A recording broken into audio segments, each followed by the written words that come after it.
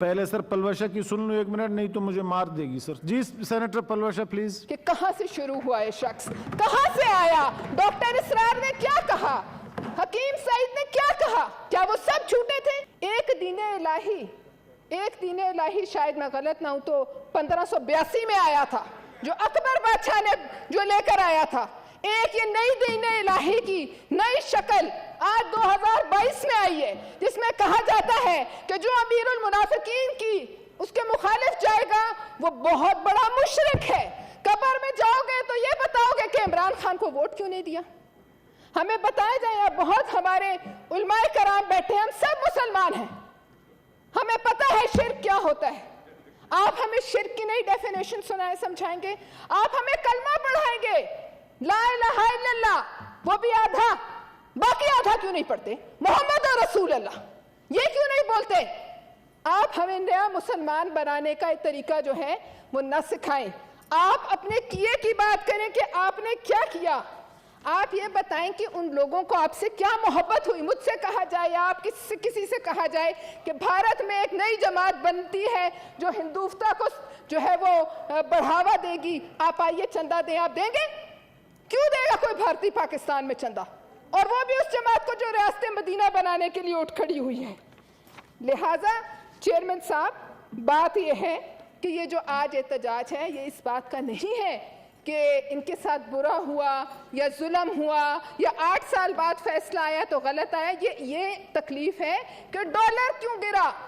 تکلیف یہ ہے کہ جو روز کہتے تھے کہ پاکستان ڈیفالٹ ہونے جا رہا ہے، پاکستان ڈیفالٹ ہونے سے کیسے بچا. تکلیف آج یہ ہے، اسی بات کا واک آؤٹ ہے. اور اسی بات کے واک آؤٹ کی وجہ سے آج جب کہانیاں سامنے تمہارے آ رہی ہیں، پوری دنیا تمہارا تماشا دیکھ رہی ہے، تو تم ہمیں کہتے ہو آج بھی کہ تم امپورٹڈ ہو. تو بات یہ ہے کہ آپ تو کہتے تھے کہ فری لنچ اس دنیا میں نہیں ہوتا. آپ کہتے تھے there is no free lunch in this world. تو یہ جو آپ لیتے رہے پیسے، اس کے بدلے، اس لنچ کے بدلے آپ نے کیا دیا اور کیا وجوہات ہیں کہ سی پیک کا بٹھا آپ کے آتے کے ساتھ ہی بیٹھ گیا. جو پیپلز پارٹی نے بڑی خوش اسلوبی سے پاس کرا کے نون کو دیا اور ان کے آتے ہی، اور 5 سال ہمیں کہا گیا یہ معیشت کی ریڑھ کی ہڈی ہے، اس کے خلاف جو بات کرے گا وہ قومی دشمن ہے. تو آج کیا ہوا؟ اس لاڈلے نے آ کر اس کو زمین بوس کر دیا. اس کو نہ صرف زمین بوس کیا، آپ کی معیشت زمین بوس کی. 70 سال کے قرضے ایک طرف اور اس کی 4 سال کے قرضے ایک طرف. لیکن آج کوئی ایسا کمیشن نہیں بنتا جو پتہ لگائے کہ اس فنڈنگ کا اس سی پیک کے بیٹھنے سے کیا تعلق ہے، کشمیر کے جانے سے کیا تعلق ہے.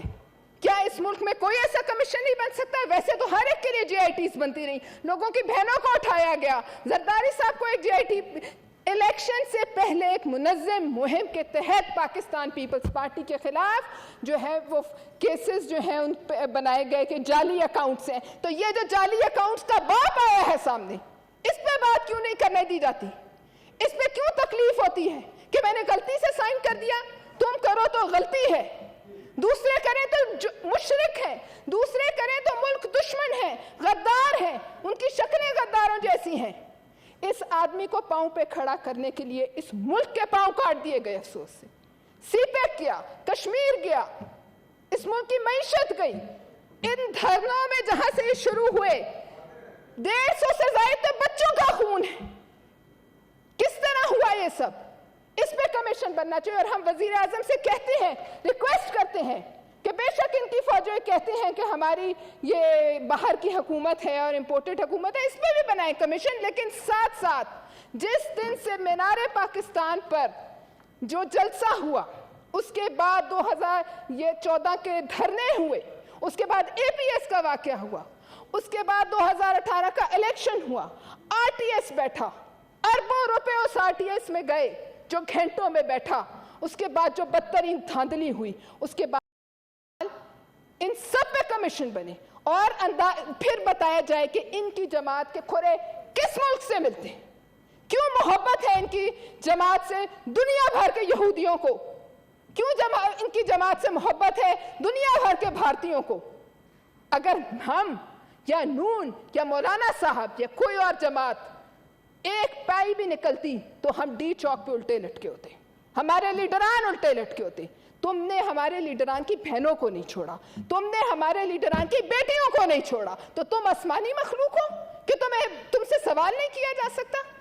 लिहाजा मैं रिक्वेस्ट करती हूँ as a member of senate अपने प्राइम मिनिस्टर साहब से कि एक कमीशन बनाया जाए जो इन तमाम चीजों का जो है अहाता करे कि कहां से शुरू हुआ ये शख्स, कहां से आया, डॉक्टर इसरार ने क्या कहा, हकीम सईद ने क्या कहा, क्या वो सब झूठे थे, क्या उन्होंने लिफाफे लिए थे, क्या फाइनेंशियल टाइम्स ने लिफाफा लिया है, क्या वो झूठ बोलते हैं, और अगर झूठ बोलते हैं तो आपने डेफेमेशन अभी तक क्यों नहीं फाइल की।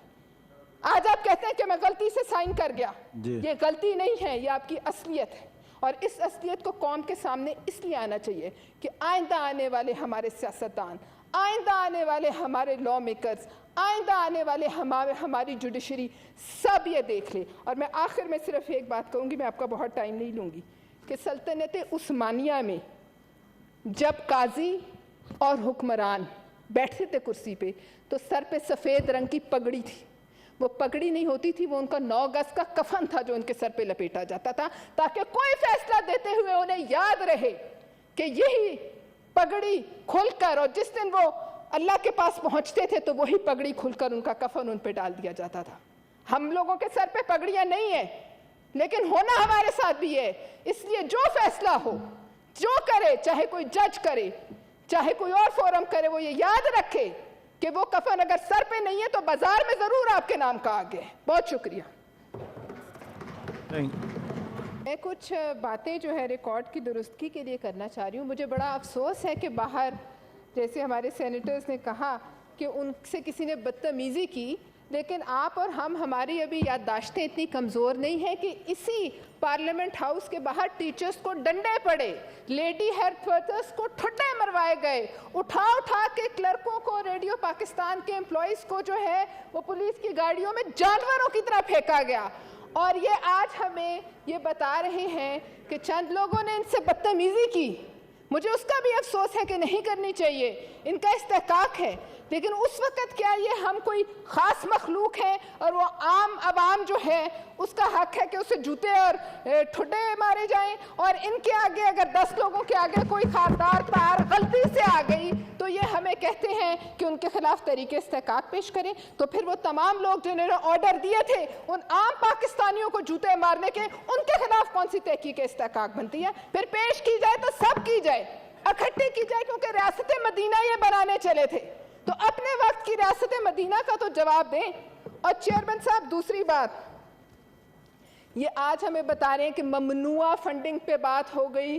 आज भी शर्म नहीं कि इंपोर्टेड हुकूमत, ममनुआ फंडिंग अलग है, फॉरेन फंडिंग अलग है। हमें सिर्फ ये बताइए, और ये कि आपको लोग कह रहे हैं पाकिस्तानी के, तो हमने पैसे दिए थे, ये पैसा तो मैंने दिया था, तो वो रोमेता शेट्टी भी पाकिस्तानी है, वो जेरिश बेरी हैरी स्नैप्स जो सारे यहूदी थे वो भी पाकिस्तानी हैं, उनका भी हमें आप दिखा दीजिए पाकिस्तानी होने का सबूत, ताकि हम मान लें वो सब कहां से थे। वो सारे पैसे आए तो रियासत मदीना बनेगी यहूदियों के पैसों से और भारतीयों के पैसों से, और दूसरों को आप समझाएंगे कि आप इंपोर्टेड हुकूमत हैं,